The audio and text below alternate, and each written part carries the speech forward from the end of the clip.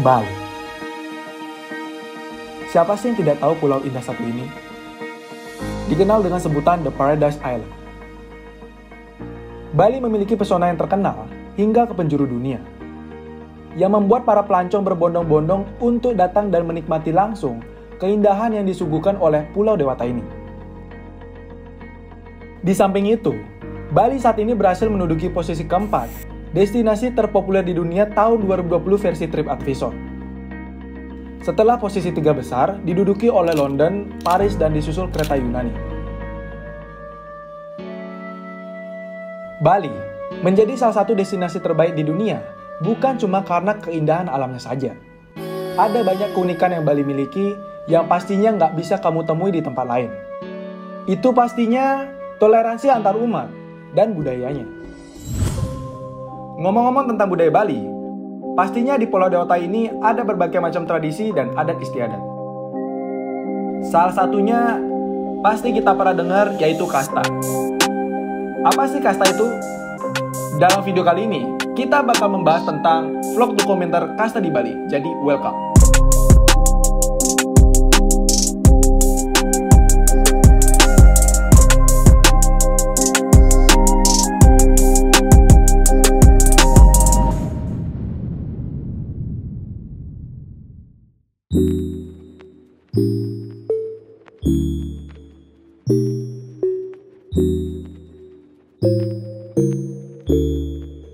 Pernah dengar nggak sih, kalau nama depan orang Bali itu ditentukan berdasarkan kasta mereka? Dan bagaimana dengan istilah Putu, Made, Nyoman, dan Ketut? Detailnya gimana? Mending langsung kita tanya teman-teman yang di Bali aja.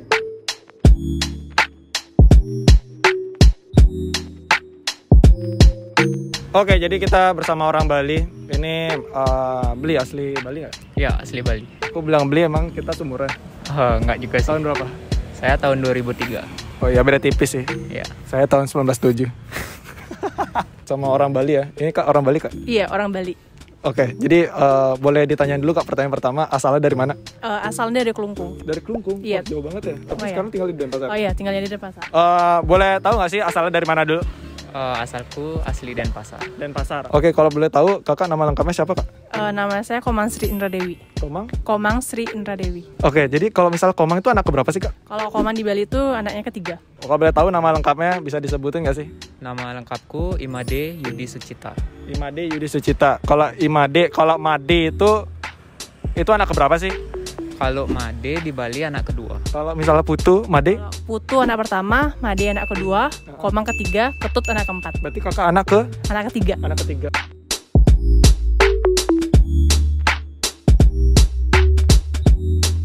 Kamera hati-hati. Ya, barang-barangnya diambil ya. Jangan Ya, akhirnya kita sudah sampai di Pura Luhur Uluwatu, bener kan? Iya.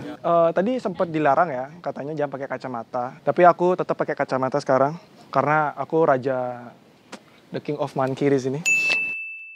Dan saatnya saya menjadi manusia Bali seutuhnya. Sekarang kita pakai kamen. Ini namanya kamen, guys. Kalau di luar Bali, nggak tahu ya, teman-teman bilangnya sarung ya. Tapi nyatu ya. Ini kita dipotong gitu loh. Nah, caranya itu bentar. Oke, nih kalian bisa lihat ya. Tuh. Nah, ini baru namanya orang Bali ya, kayak gitu. itu kenapa harus digituin? Hah? Kenapa harus digituin? Tujuannya biar kelihatan kita orang Bali. Yuk. Salah lah.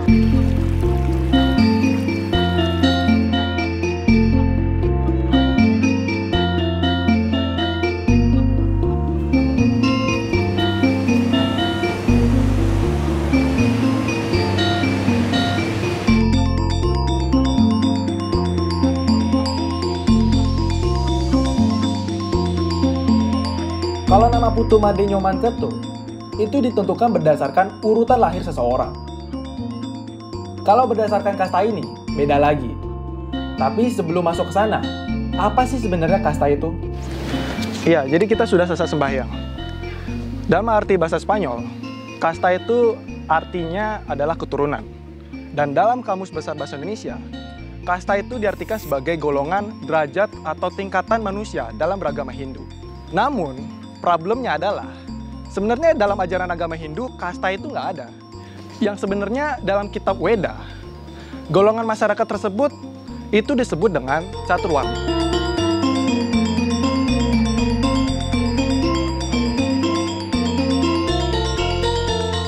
Ya, jadi ini adalah pastinya Uluwatu ya. Pura Uluwatu di sini. Kita habis sembahyang di sana. Sorry. Tangan kanan. Ya, susah juga ya. Ya itulah. Aku lagi lihat pemandangan nih, keren banget sih. Kalian bisa lihat dari sini. Wow. Nggak kelihatan. Nah. Nah, seperti itu sih. Wow. Jadi, kasta dan catur warna, ini sama nggak sih? Dalam ajaran agama Hindu, catur warna itu adalah 4 pilihan hidup didasarkan atas bakat dan keterampilan seseorang. Dalam prakteknya, orang-orang digolongkan atas pekerjaan dan tugas yang mereka miliki. Sedangkan kasta itu mengkelompokkan masyarakat berdasarkan keturunannya menjadi kelas-kelas yang bertingkat secara vertikal. Sistem kasta ini sendiri lahir dari kekeliruan dalam penerapan ajaran catur warna.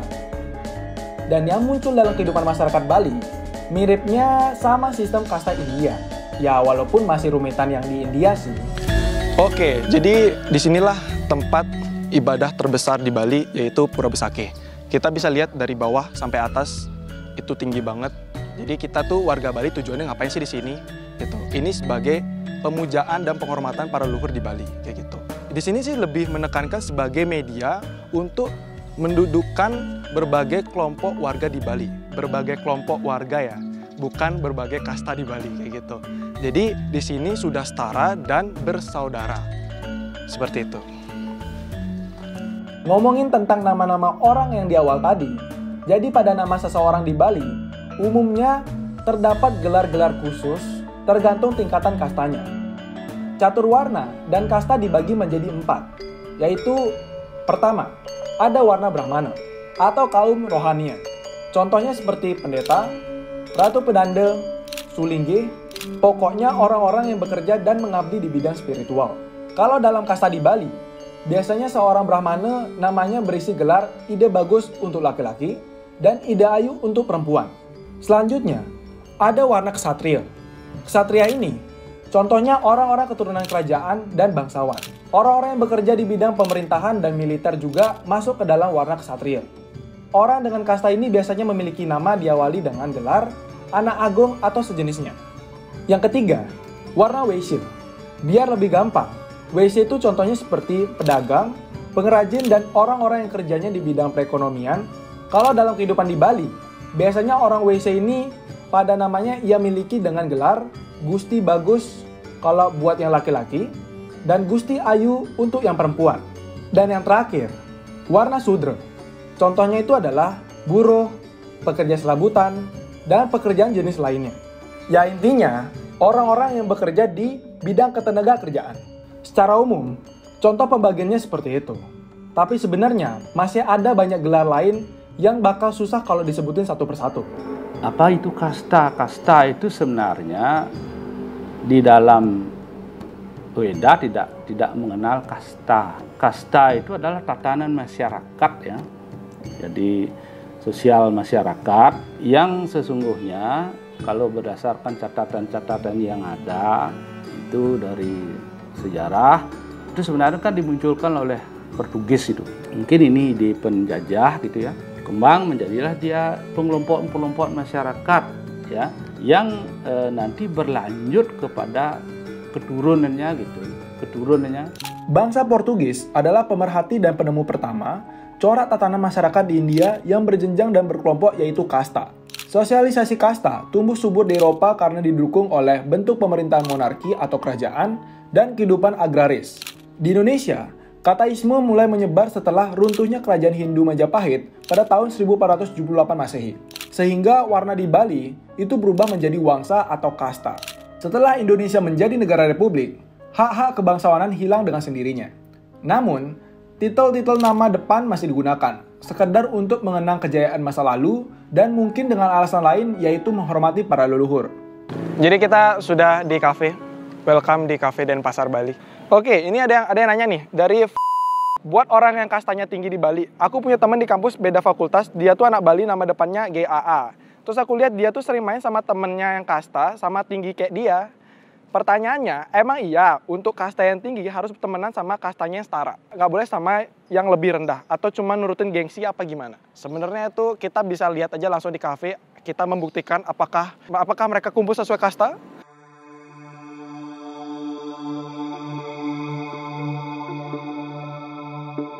Jadi kalian bisa lihat ya, situasinya di sini di Bali itu memang orang-orang nongkrong di kafe atau di tempat makan, ya mereka nggak kumpul sama sesama kasta mereka gitu. Jadi mereka ya kumpul kalau misalnya punya temen ya kumpul, ngerti gak sih? Seperti saya, ya gimana ya, nggak punya temen kayak. Jadi maksudnya tuh kayak orang-orang mikir permasalahan di kasta itu adalah kayak etnis di zaman sekarang di Indonesia sih. Tapi sebenarnya nggak kayak gitu. Masalah sebenarnya itu lebih ke hubungan asmara. Kalau masalah pertemanan, perkumpulan, nggak ada seperti itu. Sebenarnya di kasta-kasta sendiri mereka juga mempunyai kehidupan masing-masing sih gitu. Kecuali dalam upacara gitu kan. Atau enggak hari raya besar di Bali, nah itu mungkin mereka ngumpul sekasta. Karena maksudnya itu kasta itu dalam keluarga. Bukan kayak semua satu kasta di Bali ngumpul, ya nggak mungkin kayak gitu. Nggak ada.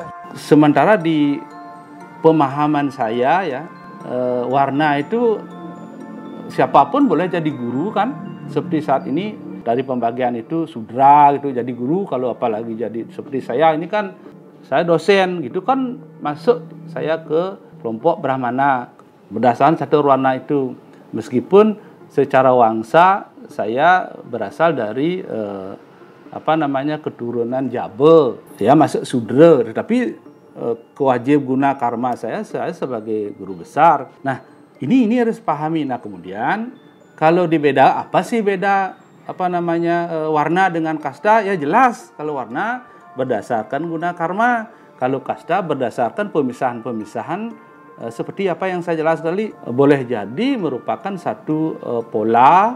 Ya, jadi kan dipecah belah untuk bisa menguasai. Nah itu namanya kasta, berlanjut sampai keturunan. Warna, kasta, wangsa itu beda dia. Dari warna dulu, dah itu mengalami perubahan, selanjutnya menjadi kasta, dipertegas lagi diperkuat oleh penjajah, kemudian menjadilah selanjutnya wangsa. Problem yang ada di kehidupan masyarakat Bali bukan hanya sampai di kesalahpahaman antara perbedaan kasta dan catur warna saja. Ada banyak masalah yang timbul, salah satunya dalam urusan asmara. Kalau misalnya masalah kasta sendiri, ada nggak sih hubungannya terkait sama hubungan asmara atau nggak hubungan perkelompokan di sini? Iya, ada. Soalnya ternyata di Bali kalau misalnya ntar menikah atau memilih pasangan itu harusnya sekasta. Oke gitu. Tapi Iya. kalau berdasarkan pengalaman kakak punya mantan tuh ada nggak sih problemnya gara-gara kasta? Ada. Iya. Tapi kalau kakak sekarang berapa punya mantan? Ya ampun. 3. Semuanya berapa persen lebih banyak problemnya gara-gara kasta sama toxic relationship? Kebetulan sih baru 1 orang sih kemarin. Oh, cuma Beda gara-gara kasta. kasta, iya. Keduanya toxic. Mantannya. Kalau misalnya bermasalah di kasta tuh apa sih biasanya? Saya sih nggak terlalu tahu, tapi biasanya secara umum yang saya lihat itu dalam dunia pacaran kan ada kehalangan kaste gitu. Oh iya deh. Jadi kesimpulannya, kita sebagai orang Bali tuh nggak ada kumpul atau memang dikelompokkan dalam satu golongan kayak gitu sih. Jadi yang dipermasalahkan tuh bukan masalah pertemanan, tapi dalam hubungan asmara. Jadi apakah hubungan asmara itu ditentukan oleh kasta? Mari kita tanya narasumber kita. Untuk wawancara mereka terkait kasta, jujur aku sendiri juga mencari narasumbernya sulit banget karena bahas tentang hal ini itu sensitif. Dan aku sendiri juga pasti deg-degan ya sebagai orang Bali. Tetapi setelah menawari belasan orang asli Bali, akhirnya ada salah satu dari mereka bisa menjadi perwakilan untuk menceritakan pengalaman mereka. Jadi kenalkan dulu bro, ini temen SMP Purwakarta yang ayo. Nama saya Robin. Robin? Ya panggilnya Robin. Terus saya sebagai mahasiswa. Oke, jadi sekarang profesinya tuh udah kerja ya berarti jatuhnya kayak? Kuliah sambil kerja. Kuliah sambil kerja, wih deh gila. Bukan kuliah gibain orang. Terus? Nggak, canda. Robin udah punya pacar belum? Sekarang udah. Boleh nih dari kastanya Robin apa? Kalau saya orang biasa. Orang biasa ya, jadi jatuhnya sudra? Ya, kalau dia kesatria ya. Kesatria ya? Oke, kesatria. Posisi pacaran sekarang itu udah berapa tahun? Dari 2015 mungkin sekitar 6 tahunan sih. 6 tahun. 6 tahun sampai sekarang? Ya. Gila, 6 tahun. Jadi kemarin udah di tahun kedua itu. Emang itu udah benar-benar ruwet banget loh. Jadi anggapannya kayak hubungan kita tuh antara lanjut atau udah. Itu karena apa? Apa mungkin Robinnya agak psikopat mungkin atau bukan? Terus? Mungkin atau faktor lain? Karena kasta sih. Karena kasta. Ya, karena itu. Jadi anggapannya ya udah dari situ udah bilang kalau anggapannya di sini kita mau berjuang bareng-bareng atau cuma sekedar ngejalanin aja. Jadi dia pernah ngomong sih kayak anggapannya dia bilang udah jalanin aja dulu. Emang apa nih mau dijalanin? Oh iya benar. Kalau misalnya dari orang tuanya gimana? Boleh nggak dikasih tahu? Awalnya enggak.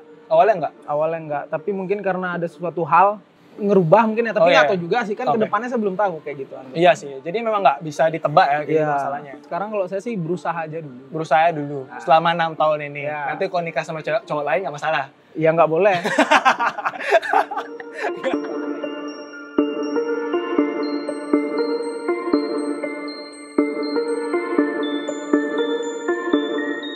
Ada nggak sih kepikiran putus gara-gara kasta? Woi.